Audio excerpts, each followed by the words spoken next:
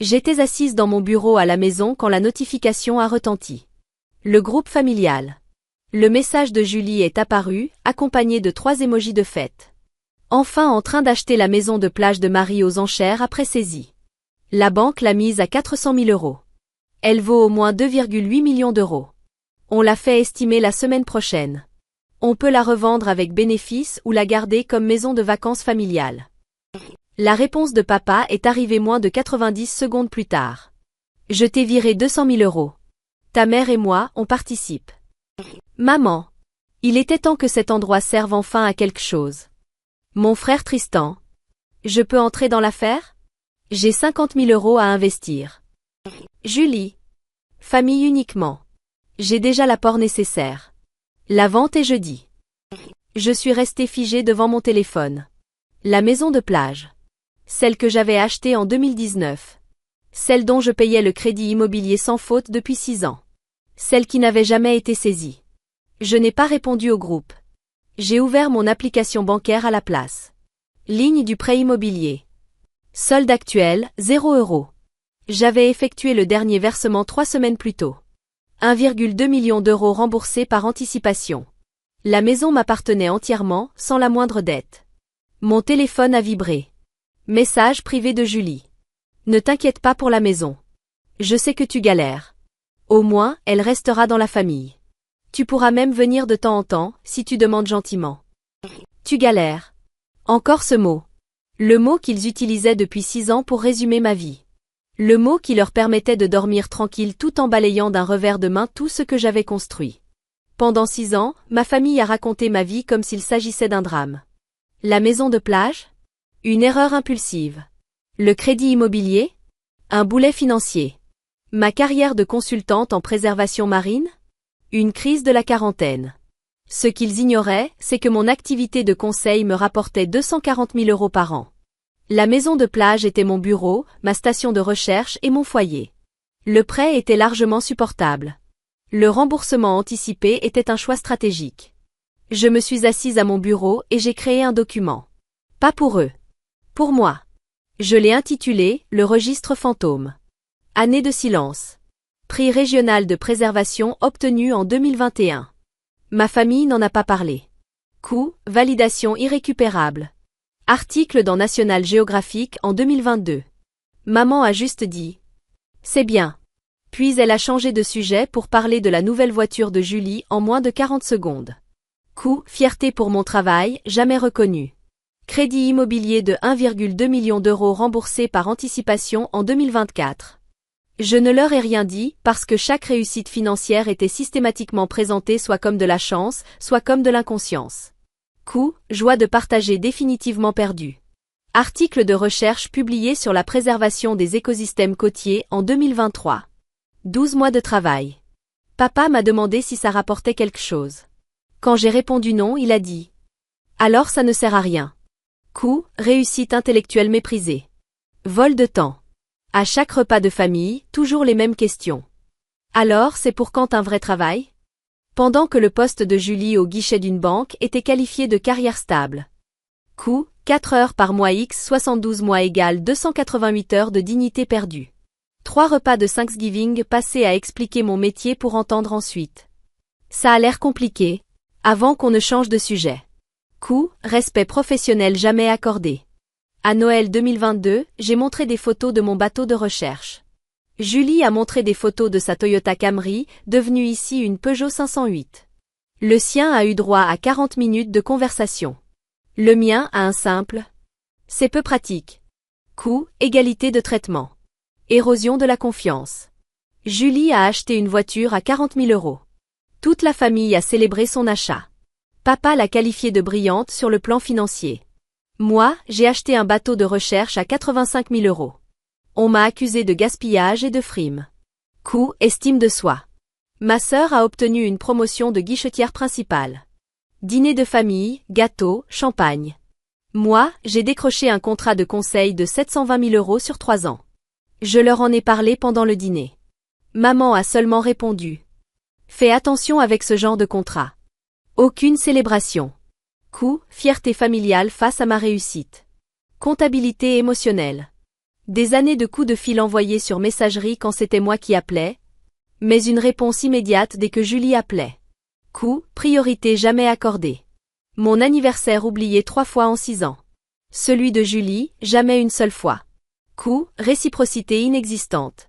Le tableau a fini par compter 52 lignes. Chaque célébration qu'ils m'avaient refusée.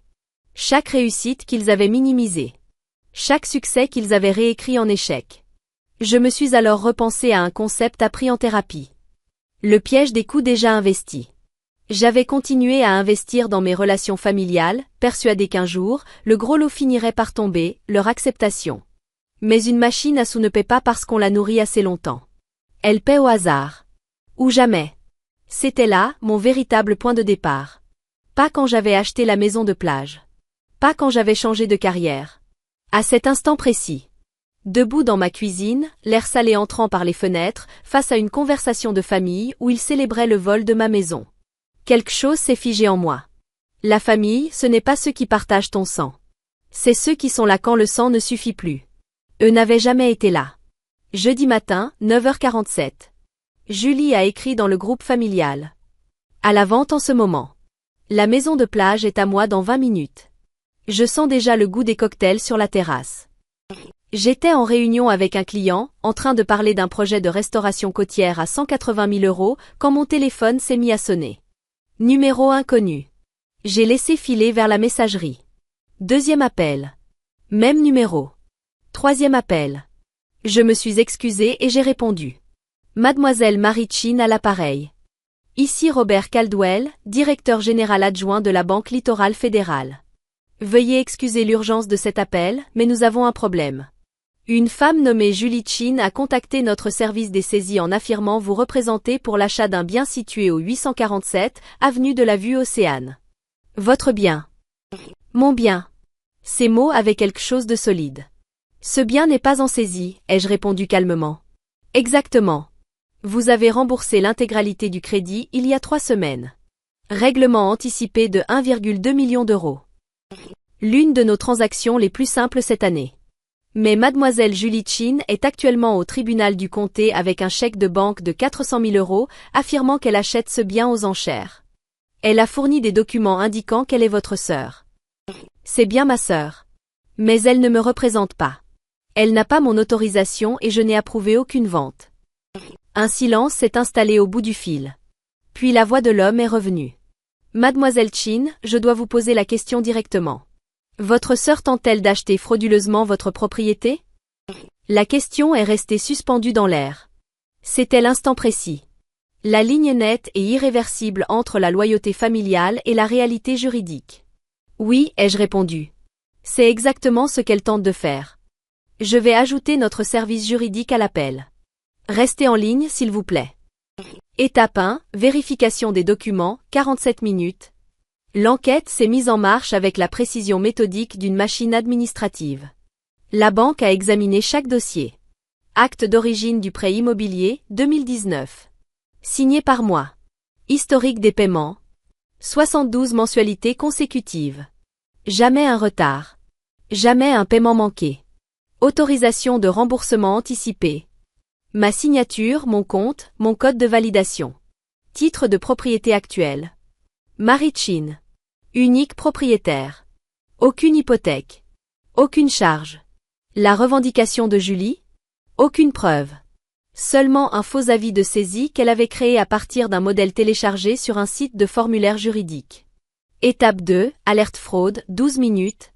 La Banque Littorale Fédérale a immédiatement contacté le tribunal du comté. La vente aux enchères a été suspendue. Le chèque de banque de 400 000 € de Julie a été gelé. Toutes les parties ont été informées. Aucune vente. Aucun transfert. Enquête en cours. Étape 3, notification familiale, 22 minutes. Robert Caldwell a appelé Julie directement. Je lui ai demandé de mettre l'appel en haut-parleur. Mademoiselle Julie Chin, ici Robert Caldwell, de la Banque Littorale Fédérale. Le bien situé au 847, avenue de la Vue Océane n'est pas en procédure de saisie. Il appartient intégralement à Madame Marie Chin. Votre tentative d'achat constitue une tentative de fraude. La loi nous oblige à signaler cette situation aux autorités locales. Sa voix est arrivée tremblante. Mais l'annonce? J'ai vu l'annonce de saisie en ligne. Il n'existe aucune annonce de saisie. Ce bien n'est pas à vendre. Avez-vous créé de faux documents? Silence. Puis, je dois appeler mon avocat. Ce serait en effet préférable. Sachez également que le chèque de 400 000 € est actuellement gelé pendant l'enquête. Les 200 000 € envoyés par votre père sont inclus dans ce gel. L'appel s'est terminé. Explosion du groupe familial. 30 secondes plus tard, le groupe familial s'est embrasé. Julie. Marie, tu as dit à la banque que j'essayais de voler ta maison. Papa. Mais qu'est-ce qui se passe? La banque a gelé mes 200 000 €. Tristan. Attendez. La maison n'est pas en saisie? Maman. Marie, appelle Julie immédiatement et règle ça. Julie. La maison était abandonnée. Tu n'y vas jamais. J'ai pris une capture d'écran. Je l'ai enregistrée dans un dossier nommé preuve. Puis j'ai écrit une seule réponse. J'y habite. C'est mon bureau. J'ai remboursé le crédit immobilier de 1,2 million d'euros il y a 3 semaines. La maison m'appartient entièrement. Julie a tenté d'acheter frauduleusement ma propriété. La banque enquête. Je n'ai autorisé aucune de ces démarches. Puis j'ai quitté le groupe familial. Mon téléphone a sonné immédiatement. Je n'ai pas répondu. Je l'ai laissé sonner. 6 appels d'affilée. J'ai fini par éteindre mon téléphone. Étape 4, enquête criminelle, 2 semaines. La division antifraude du comté a ouvert un dossier. La détective Sarah Martinez a examiné les preuves. Le faux avis de saisie créé par Julie. Le chèque de banque. Le virement de papa. Les messages du groupe familial. Elle m'a appelé. L'affaire est assez claire. Votre sœur a créé de faux documents pour acheter un bien dont elle savait qu'il ne lui appartenait pas. L'implication de votre père complique la situation. Il a fourni un soutien financier direct pour cette fraude. Techniquement, il est complice. Y aura-t-il des poursuites? Ai-je demandé. Le procureur examine le dossier. Au minimum, votre sœur fera face à des accusations de tentative de fraude immobilière et de falsification de documents. Votre père pourrait être poursuivi comme complice si nous prouvons qu'il savait que la propriété n'était pas réellement en saisie. Elle a marqué une pause. Le groupe familial montre qu'il a envoyé l'argent 90 secondes après l'annonce. Aucune vérification. Aucune diligence. Juste un soutien financier immédiat. Cela renforce notre dossier. Étape 5, collecte de preuves, 3 semaines. L'équipe d'expertise numérique de la banque a obtenu un mandat. Ils ont récupéré l'historique de navigation de Julie. Les recherches racontaient toute l'histoire. Comment acheter un bien saisi aux enchères? Les membres de la famille peuvent-ils acheter une maison saisie? Télécharger modèle avis de saisie. Que faire si le propriétaire conteste la vente aux enchères? Sanctions pour achat immobilier frauduleux. Californie. La dernière recherche, 2 jours avant la tentative d'achat. Peut-on aller en prison pour de faux documents de saisie? Oui. Elle s'était renseignée. Et elle avait continué quand même. Étape 6, gel des fonds, 4 semaines. Les 400 000 € gelés sont devenus un nœud juridique. 200 000 € venaient de l'épargne de Julie et d'un prêt hypothécaire sur sa maison. 200 000 € venaient du compte retraite de mes parents. Les 50 000 € que Tristan voulait investir n'avaient jamais été transférés. Julie a engagé un avocat. Sa défense était simple. Elle croyait sincèrement que la maison était abandonnée et en saisie. Elle disait avoir vu une annonce en ligne. Elle affirmait avoir voulu aider la famille. La réponse du procureur a été chirurgicale. Présenter l'annonce. Elle ne l'a jamais fait. Parce qu'elle n'a jamais existé. Étape 7, inculpations officielles, 5 semaines. Les accusations ont été déposées. Julie Chin. Tentative de fraude immobilière. Falsification de documents. Dépôt de faux documents administratifs. Mon père. Complicité de fraude. Le groupe familial, celui que j'avais quitté, a explosé. Je le sais parce que Tristan m'a appelé en pleurant.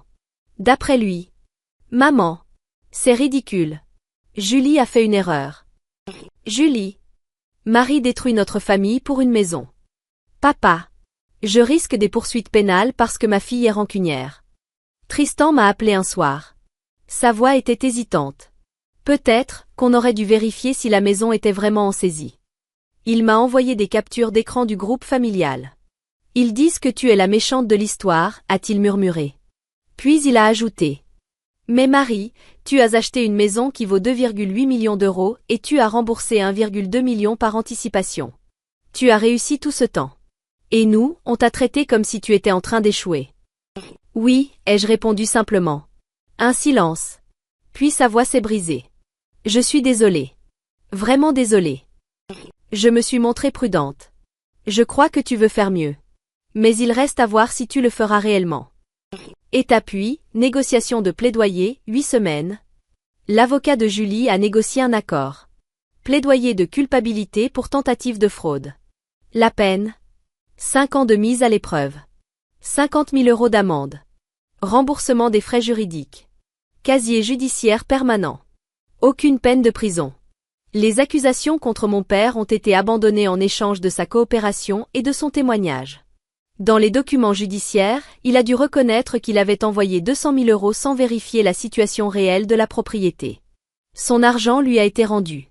Moins les frais juridiques. Il a perdu 47 000 euros. Étape 9, conséquences professionnelles, 12 semaines. Julie travaillait comme guichetière dans une banque. Temps passé. Son employeur l'a licenciée le jour même où les accusations ont été déposées. Dans le secteur bancaire, une condamnation pour fraude signifie une chose simple. Carrière terminée. Elle suivait aussi des cours en ligne pour devenir agent immobilier. Sa condamnation a rendu cela impossible. Aucun organisme de régulation ne délivre de licence immobilière à une personne condamnée pour fraude immobilière. Étape 10, répercussions sociales en cours. Le dossier judiciaire est devenu public. La presse locale s'en est emparée. Titre. Une femme tente d'acheter frauduleusement la maison de plage de sa sœur, estimée à 2,8 millions d'euros. Avant que la fraude ne soit révélée, mon père s'était vanté de cette opportunité d'investissement familial. Il avait raconté à ses partenaires de golf qu'ils allaient acheter une propriété saisie pour 400 000 euros alors qu'elle en valait 2,8 millions. Maintenant, tout le monde savait. Il avait essayé de profiter de la supposée faillite de sa propre fille. Les invitations ont cessé. Ses partenaires de golf ont trouvé d'autres quatuors. Ma mère m'a envoyé un seul message. Tu aurais pu régler ça en privé. J'ai bloqué son numéro. Le registre fantôme m'a appris quelque chose sur la vengeance. La vengeance n'est pas la colère. C'est la patience transformée en stratégie. C'est laisser les gens se révéler complètement. Avant de révéler ce que l'on sait. Julie n'a pas seulement essayé d'acheter ma maison. Elle a essayé de profiter de ce qu'elle pensait être mon échec. Elle l'a célébré. Elle a invité toute la famille à célébrer avec elle. Elle a transformé ma supposée saisie immobilière en opportunité d'investissement familial. Et mon père a envoyé 200 000 euros en 90 secondes. Pas pour m'aider. Pour aider Julie à profiter de ma chute supposée. La rapidité de ce virement m'a tout révélé. Aucun appel pour prendre de mes nouvelles. Aucune question pour savoir si j'avais besoin d'aide. Juste une participation financière immédiate à ce qu'ils pensaient être ma ruine. C'est ce que documentait le registre fantôme. Pas seulement les réussites qu'ils ignoraient. Mais le schéma derrière tout ça. Ils avaient besoin que j'échoue. Ainsi, leurs vies ordinaires pouvaient sembler être des réussites par comparaison. Quand j'ai remboursé 1,2 million d'euros par anticipation, il n'y a eu aucune célébration. Parce que cela détruisait leur récit. J'étais censé me noyer dans les dettes. Pas prospérer. J'étais censée avoir besoin d'être sauvée. Pas être complètement indépendante financièrement. La tentative de fraude de Julie n'était que la version la plus bruyante de ce qu'il faisait en silence depuis 6 ans. Essayer de prendre ce qui m'appartenait. Et prétendre que cela faisait d'eux des gens généreux. 2 ans plus tard. La maison de plage est toujours chez moi. La terrasse où Julie imaginait boire des cocktails est l'endroit où je bois mon café au lever du soleil. En analysant des données satellites pour des projets de conservation marine. J'ai reçu une lettre de la Fondation nationale pour la conservation marine. Ils ont créé une bourse de recherche à mon nom. 100 000 euros par an pour de jeunes chercheurs. Le communiqué de presse mentionne ma maison de plage comme un modèle d'espace combinant vie et recherche scientifique. Je ne l'ai pas dit à ma famille. Je ne leur dis plus rien. Un jour, mon père m'a envoyé un email. Tu n'étais pas obligé de porter plainte. Nous sommes une famille. Je n'ai pas répondu. Mais j'y ai pensé. À toutes les façons dont la famille est censée signifier un soutien inconditionnel. Et comment, chez eux, ce principe ne s'appliquait que lorsqu'ils avaient besoin de clémence. Jamais lorsqu'on leur demandait d'en donner. Robert Caldwell, de la Banque Littorale Fédérale, m'envoie parfois un message. Un jour, il a écrit. Cette propriété était un bon investissement. À plus d'un titre. Tristan m'appelle parfois. Nous parlons avec prudence. Il suit une thérapie. Il commence à remettre beaucoup de choses en question. Un jour, il m'a demandé. Comment tu as su qu'il fallait tout conserver, tout documenter? Je lui ai répondu. Je ne le savais pas. J'ai simplement arrêté de croire leur version de ma vie. Le registre fantôme est toujours dans un dossier sur mon ordinateur. 52 lignes de choses volées sans laisser de traces physiques. Mais je ne l'ouvre plus. Je n'ai plus besoin de compter ce qu'on m'a pris. Je suis trop occupé à documenter ce que j'ai construit. Le compte est fermé. Le solde est zéro. Et pour la première fois de ma vie, je suis vraiment libre. I'm gonna play Last of Us in one day. I've watched Last of Us the show, and that one was really good. I really want to play Cyberpunk. Oh my god, wait, I actually want to play Cyberpunk. Those are long games. Long story games. Don't be forget Shagpunk. Okay, well we already yeah, we'll add that into the list when I do this. Kingdom Hearts is really good. Is it? Kingdom Hearts. Would I like this action role-playing games developed by I don't know if I'd like this. Last of Us game is so much better than the show. Okay, no, I know. I've heard it's better than the show. Cyberpunk is more like 2 days. It was on sale on it was on sale and then like they got rid of it. I didn't buy it when it was on sale, so now if I buy Cyberpunk it would have to be full price. I'm gonna cry. Roblox still a brain rot. Yo, I tried that. I can't do that. That shit's some ass. Wait! I said that we were gonna get the we were gonna do a Roblox meet and greet with you guys. We were gonna hop into like a Roblox server for like Hot Pot. Oh yeah, I forgot about that. Yo, I'm gonna add that at the end. Roblox community meetup Hot Pot sushi. Oh yeah, no, that's goated. No, that's good. You ever tried Mortal Kombat? No, probably not. I'm not good with that. What games do girls like? Stardew Valley? I tried that and I got bored, but I was bad at it. Spend a day learning how to speedrun? Oh my god. This is bad. This is bad. I can't do this. Cyberpunk is more like 2 days. Cyberpunk would be good. Cuphead. Ooh. I don't have anyone to play Cuphead with. I would need somebody to play Cuphead with, right? Okay, I feel like this is a good list. I feel like this is a long list. Wait, this is a long list. Maybe play a bit of Tekken. I've heard that too. I don't know it. You could play Cuphead alone. Cuphead duo giveaway. Whoever's the #1 dono this month gets to duo Cuphead with me. I'm kidding. Kidding. How you can play GTA in one day? Oh, just to like get on to try it. How do you play GTA? I actually don't know how GTA works at all. I'm actually a noob. Long games. Elden Ring, bro. I don't want to play Elden Ring. Isn't it really hard? I'm gonna rage quit. I tried Expedition 33 and I never finished it. So, GTA has a story mode? Oh, I see. I see. But do I really want to play the story mode though? Isn't online more popular? Do people actually do story mode? Just shoot random people. Okay. World of Warcraft? No, I can't. I tried doing the what is it called? Like the beginning part of World of Warcraft.